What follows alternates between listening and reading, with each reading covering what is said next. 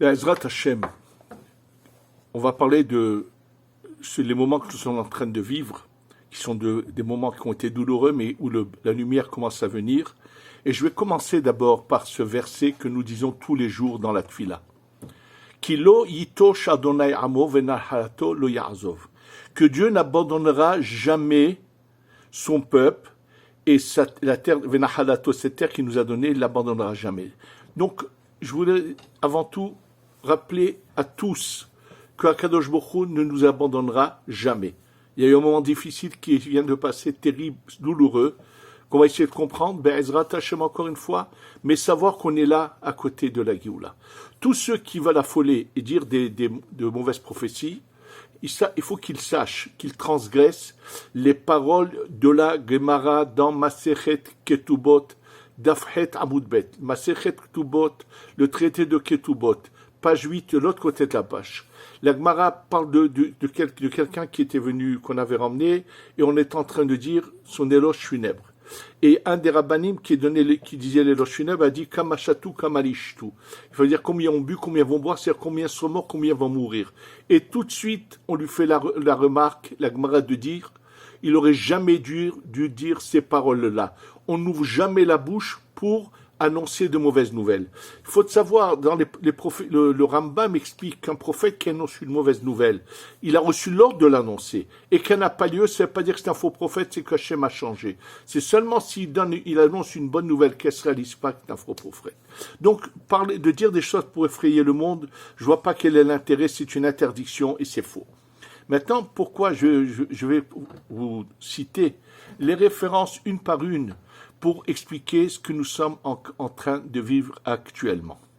Il faut le savoir que la Gemara, dans Masechet Sanhedrin, Daftadizaïn, dans le traité de Sanhedrin, page 97, la Gemara dit clairement que ce monde, il a 6000 ans. Shesh Talafim Ave Alma. Vous allez me dire, mais il a des millions d'années. Alors, sachez que ce sujet, il a été abordé dans des cours bien antérieurs, il y a longtemps, que j'avais fait, qui s'appelle l'âge de l'univers. Vous pourrez les regarder, vous verrez qu'il n'y a aucun problème et qu'il n'y a aucune contradiction avec cette Gemara. Et donc, nous sommes actuellement dans le 6e millénaire. Maintenant, il faut savoir que le Ramban, sur la paracha de Bereshit, nous dit, si tu veux connaître l'histoire du monde, compare chaque millénaire à un des jours de la création. Si nous sommes dans le 6e millénaire, donc ça correspond au vendredi de la création. Et là, je voudrais déjà avant tout vous parler de plusieurs références que je vais vous citer tout de suite. Il faut savoir que si on est donc dans le 6e millénaire, on est le vendredi. Le vendredi, on va voir tout de suite que la lumière du Shabbat commence pas à partir de Chatzot, pas au milieu de la journée, mais 1 heure avant le milieu de la journée. C'est-à-dire qu'on compte entre le lever du jour et la sortie des étoiles. On partage ça en 12, c'est comme ça. Et le milieu, c'est Chatzot, c'est le milieu de la journée. Et donc, 1 heure avant, donc vers la fin de la matinée, commence la lumière du Shabbat. Comment on le voit, comment on le ressent. Alors ça vient bien sûr, ces paroles viennent du Harizal. Celui qui veut aller s'immerger dans un mikvé pour le Shabbat, s'il le fait trop tôt dans la matinée du vendredi, c'est pas bon. Il faut dans ce mikvé, en fait quand on va au mikvé le vendredi, il faut savoir que selon la Kabbalah, aller au mikvé le vendredi, c'est de la même manière qu'on va changer de vêtements pour Shabbat, notre neshama, notre âme aussi doit changer de vêtements pour le Shabbat. Comment ? Alors, on se trempe dans le mikvé, on se purifie. Ensuite, on se retrempe en pensant retirer les vêtements de semaine de la neshama. Et on se retrempe encore une fois et on pense vêtir à notre neshama les vêtements du Shabbat. Ça veut dire qu'il y a une lumière spirituelle qui vient sur notre âme le vendredi. Et elle peut venir par le mikvé qu'à partir de la 5e heure, c'est-à-dire 1 heure avant Chatzot. Et là, comme le dit le Rav Yitzhak Elfiyeh dans son livre Kuntras et Yahieli, et ce qu'il a dit avait déjà été écrit dans un livre qui a été imprimé il n'y a pas très longtemps, qui se trouvait chez les élèves du Gaon de Vilna. Il dit, prends le 6e millénaire, partage-le en deux. Les 500 premières années, c'est la nuit du vendredi. Les 500 années d'après, c'est la journée du vendredi. Donc, en Tav Shin-Nun, en 5750, on était à Chatzot. 1 heure avant a commencé la lumière de Shabbat, et Rabbi Yitzhak Elfi fait son compte, et il montre que c'est un des mois qui tombe au début en 5708. Et il dit, sache qu'en 5708, quand commencera la lumière du Shabbat à venir, il se passera un grand événement. Nous savons que c'est en 5708 que la terre d'Israël est revenue sous la domination du peuple d'Israël, la naissance de l'État d'Israël. Le rabbi, ça c'est, et au fur et à mesure que nous avançons, en 7750, on était vraiment, il y avait une opportunité qui a été ratée d'avoir la Géoula. Ce que le rabbi Yitzhak Elfi dit, et mentionné, je vais tout de suite donner encore d'autres citations, il n'y a pas que lui qui parle de cela, Maintenant, il faut savoir que le Shabbat, on ne l'accueille pas à la nuit, on l'accueille même, il y a d'abord la Shkia, et on l'accueille avant la Shkia. Il y a ce qu'on appelle Tosefet Shabbat, le rajout du Shabbat. C'est pour cela que Rabbi Moshe Cordovero, ses paroles sont ramenées dans un livre qui s'appelle Orahama, qui est un commentaire sur le Zohar. Et là-bas, il dit que la dernière limite, c'est 5800. Donc, dans 16 ans, c'est la dernière limite. Mais attention, les choses, ne pensez pas que c'est la limite. Lui dit qu'il ne peut pas dépasser cette date-là, c'est impossible, puisque les deux derniers siècles qui restent pour arriver au 7e millénaire, où on passe à l'étape suivante, il faut le savoir que ça, c'est le passage qui nécessite 200 ans, parce qu'il y en a chez qui passeront tout de suite à l'étape d'après, il y en a qui ça prendra du temps, et à la fin de ces 200 ans, c'est-à-dire avant le 7e millénaire, il va y avoir ce qu'on appelle Yom Adin Agadol Vanora, ce grand jour de jugement où tout le monde renaît avec un corps et est jugé. Maintenant, il faut que vous sachiez que pourquoi il y a de nouveau un jugement, parce que tout simplement, aujourd'hui, celui qui sert Hachem, qui fait les mitzvot, et qui finalement a quitté ce monde, Baruch Hachem, il a fait ce qu'il fallait, son corps va dans la tombe, son corps n'est pas récompensé, il n'y a que son âme qui va être récompensée. Or, le corps a également participé. Pourquoi il n'aurait pas de récompense? Et c'est pour cela que le corps renaît au moment de la résurrection des morts, et ceux qui seront passés directement, leur corps va se métamorphoser, et à ce moment-là, dans le 7e millénaire, c'est la récompense totale et du corps et de l'âme. À part donc Ramoshe Cordovero comme une limite, le Rabbi Avraham Azoulay, l'arrière-grand-père du Hida, dans son livre Hesed le Avraham, explique combien de quantité de mesures il y a dans un mikvé, c'est les mesures qu'il y a de la Torah, et il arrive à un chiffre de 5760. Il dit, sache qu'en 5760, ça y est, la touma, l'impureté est éjectée, et donc on approche de la Géoula. Sachez que les gens qui ont voulu parler de Gog ou Magog se trompent bel et bien. Il faut savoir pourquoi c'est une erreur de parler de Gog ou Magog, puisque ça a déjà eu lieu, je vais vous expliquer. Cette période de délivrance, il faut d'abord avant tout savoir que lorsqu'il y a eu la sortie d'Égypte, on parle de Kibehi Pazon. Dans la précipitation, vous êtes sortis d'Égypte. Mais dans la prophétie, dans Yesharia, il est dit Kilo Behi Pazon Tetseu. La dernière Géoula ne sera pas par la précipitation. Oui, les choses vont se faire très lentement. Pourquoi? Tout simplement. Il faut savoir qu'il y a eu énormément de pertes dans la sortie d'Égypte pendant la période des ténèbres. Et là, nous sommes dans une période où Hachem veut donner une chance à presque tout le monde. C'est-à-dire que presque tous pourront finalement avoir accès à la délivrance totale. Oui, presque tout le monde. J'espère qu'il n'y en aura aucun qui ne réussira pas, mais Il faut le savoir que c'est pour ça que c'est lent, c'est douloureux, et que ces douleurs font que les gens se réveillent et font une grande tchouva, et savoir que tout celui qui a été assassiné uniquement parce qu'il était juif, même s'il n'a pas fait de Torah et de mitzvot, c'est marqué dans un des livres du Harizal sa neshama va directement à l'endroit qu'il faut et on lui donne tout. Donc il y a eu des malheurs qui sont tristes, mais on va bientôt les revoir puisqu'on approche de la Géoula. Nous sommes donc avancés vers le Shabbat, qui est ce 7e millénaire, qui est un Shabbat qui arrive. Pourquoi je vous disais que se trompent ceux qui parlent de Gog et Magog? Il faut savoir que dans l'événement qui s'est passé en Babylonie avec l'histoire de Mordechai et de Esther, quand le Harizal veut nous expliquer pourquoi il y a eu ce décret terrible où Aman voulait exterminer tout le peuple juif, il s'est passé bien sûr un grand miracle, il y a eu Mordechai qui a pu annuler ses pensées et l'inverse s'est passé.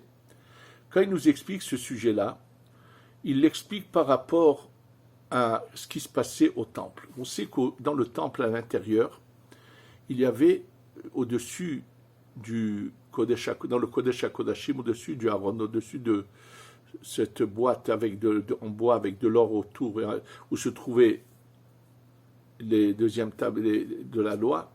Au-dessus, il y avait comme 2 corps en or, qui étaient en fait un homme et une femme, mais des jeunes. On appelle ça les kérouvim, les chérubins.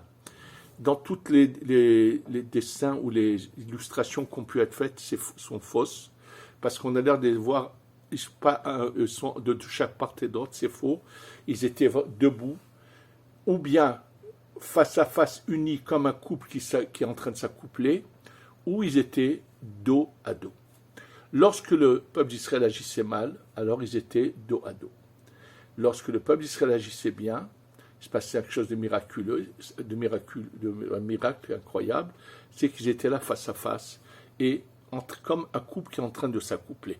D'ailleurs, la Gemara raconte que lorsqu'au moment de la destruction, nos ennemis rentrent dans le Beth Amikdash, ils sont choqués, ils sont surpris, ils ne peuvent pas comprendre, concevoir qu'il peut y avoir quelque chose de sain dans le couplement d'un homme et d'une femme. Pour eux, c'est quelque chose de bestial. Ils ne comprenaient pas. Et en fait, c'est l'image de l'union d'Akadosh Baruch Hu avec son peuple. Maintenant, cette période, lorsqu'ils sont dos à dos et qu'il faut qu'ils passent de dos à face, est une période très dangereuse, très difficile, qui s'appelle la Nessira. Lorsque le peuple d'Israël était en exil et devait revenir sur sa terre à l'époque de Mordechai et de Esther, à la fin des 70 ans d'exil, nous explique le Harizal que, étant donné qu'il fallait y avoir cette séparation de dos à dos pour venir face à face, c'est un moment où une sorte de danger, comme avant chaque naissance il y a une mort, c'est une sorte de danger terrible où les ennemis peuvent profiter de ce moment pour... si je devais vous expliquer ça, s'il faudrait que je vous fasse des heures et des heures, je ne sais pas combien de temps, de cours de Kabbalah pour expliquer ce qui se passe là-haut dans le ciel, pourquoi c'est une opportunité pour le mal de profiter. Et là, il s'était passé un miracle, c'est que Mordechai a sauvé la situation.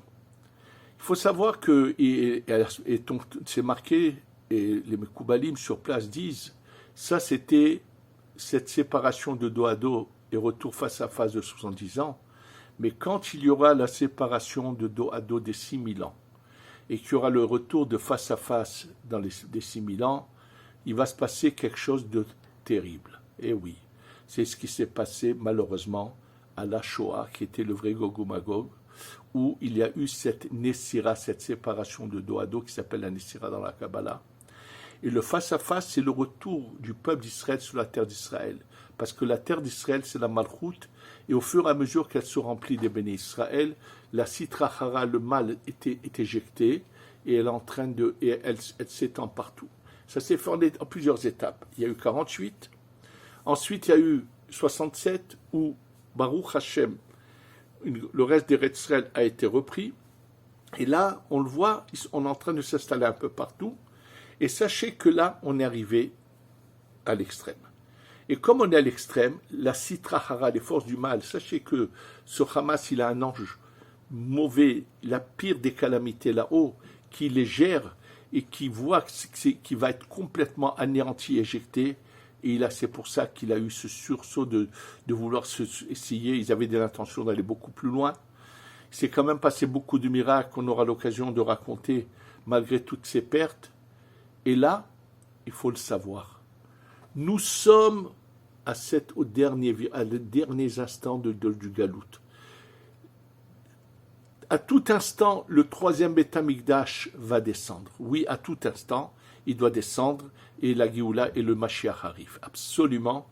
On est à l'extrême, vraiment. Simplement, ça s'est passé très lentement.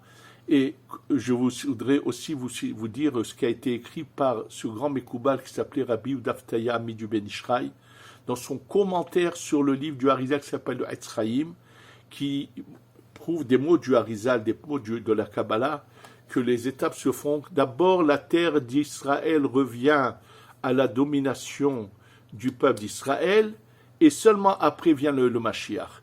Et d'ailleurs, il y a depuis longtemps, il y a eu les Mekoubalim comme Rabbi Yomani, le Rav du Ben Ishraï, qui dit que depuis son époque, ceux qui veulent se lamenter sur la destruction du temple la nuit n'ont pas besoin de s'asseoir par terre, ils peuvent rester assis sur une chaise, parce que la Malchout, la Shekhinah, a commencé à monter, elle est déjà un peu en Eretz Israël dans sa place, et donc on n'a plus besoin de s'enduire de la même manière. Nous, c'est évident que les événements qui se passent sont allés lentement, d'abord une partie d'Eretz Israël en 48, le reste en 67, et là on voit de jour en jour des Juifs s'installer dans tout Eretz Israël. Et sachez que, bien sûr, on sait qu'il y aura quand même quelques tordus, et ça c'est déjà mentionné dans le Tikkun Azor, Tikkun Kafalev, qu'au moment de le Mashiach se révèle maintenant, une des choses que la Shekhinah va demander à Kadosh Baruch Hu, c'est de s'occuper de tous ceux qui ont voulu empêcher le peuple d'Israël de s'installer partout sur sa terre. Je ne parle pas que uniquement de ces gens d'extrême gauche, mais je parle de ces pantins et de ces chimpanzés avec des barbes et des chapeaux qui se trouvent aux États-Unis, qui sont une toute petite minorité qui maintenant se réjouissent de ce qu'a fait le Hamas. Oui, mais ils sont quelques individus un peu, mais eux aussi seront jugés, bien sûr. De tous ceux qui ne voulaient pas que le peuple d'Israël s'installe sur sa terre, ont des comptes à rendre. Mais Baruch Hashem, croyez-moi que la quasi-majorité, tous ont fait tchouva. Il y a aujourd'hui l'union. On a besoin d'être unis, on est aujourd'hui unis. Baruch Hashem, dans la grande majorité. Beaucoup ont décidé de faire Shabbat. Il y a des nombres de témoignages. Nous sommes vraiment, on arrive. Donc, il y a eu un malheur qu'on ne comprend pas, mais qu'on comprendra que lorsque le Mashiach viendra, Hachem nous expliquera. Mais maintenant, c'est fini, ce malheur, il est fini maintenant. On est en train de vivre les derniers moments de la galoute, et préparez-vous à faire vos valises pour venir nous rejoindre, pour accueillir le Mashiach et venir au troisième temple qui va descendre du ciel près. Et on va vivre ensemble ces derniers moments de Géoula. Sachez qu'Hachem ne nous abandonnera jamais. Et comme disait Baba, Lo Azav Lo Ya'azov, il ne nous a jamais abandonné, il n'abandonnera jamais. Et au contraire, on est en train de vivre les derniers moments du Galout. Et la Géoula arrive tout de suite. Chez Tavo, Bimera, Biyamenu, Amen, Ve Amen.